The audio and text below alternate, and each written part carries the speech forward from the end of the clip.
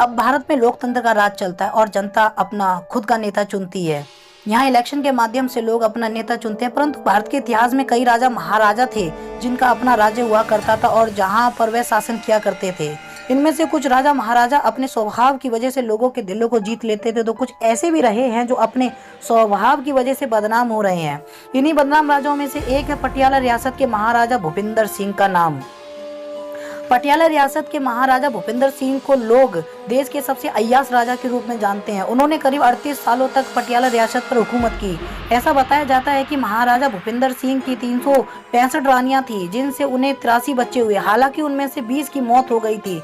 इसके अलावा महाराजा भूपिंदर सिंह ने एक खास महल भी बनवाया था, जहां पर उन्हीं लोगों को आने की अनुमति दी जाती थी जो कि बिना वस्त्र के होते थे।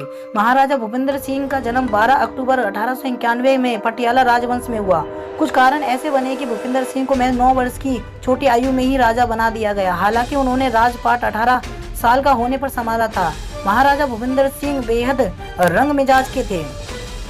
महाराजा भूपिंदर सिंह की 365 रानियां थी, लेकिन उनमें से 10 को ही उन्होंने पत्नी का दर्जा दिया हुआ था। रोज राजा नई रानी के साथ रात बिताया करते थे और रानी का चुनाव लालटेन की मदद से करते थे। जी हाँ, महाराजा किस रानी के साथ रात बिताएंगे इसका फैसला भी बड़े ही अनोखे ढंग से किया करते। दरअसल राजा महल में 365 रानियां थी और हर एक रानी के नाम की लालटेन रोज जलती थी।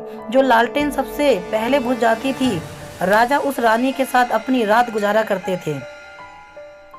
महाराजा भूपिंदर सिंह ने एक बेहद खास महल का निर्माण करवाया था, जिसमें वे अय्यासी और रंगरलियां किया करते थे। ऐसा बताया जाता है कि इस लीला महल में बिना कपड़े के ही लोगों को भीतर जाने की इजाजत दी जाती थी। सिर्फ नगन लोगों को ही इस महल में प्रवेश दिया जाता था।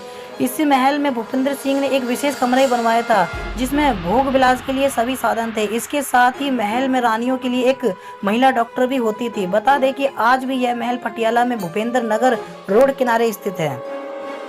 महाराजा भूपिंदर सिंह केवल अय्यासी नहीं माने जाते थे, बल्कि इसके साथ साथ वह उस जमाने में एक बेहद लग्जरी जीवन व्यतीत किया करते थे।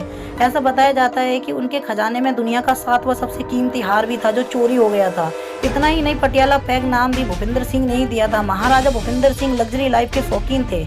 उनके पास अपना खुद का निजी विमान भी था। इतना ही नहीं, बल्कि उस जमाने में उनके पास 444 रोल्स रॉयल्स कारें भी थी।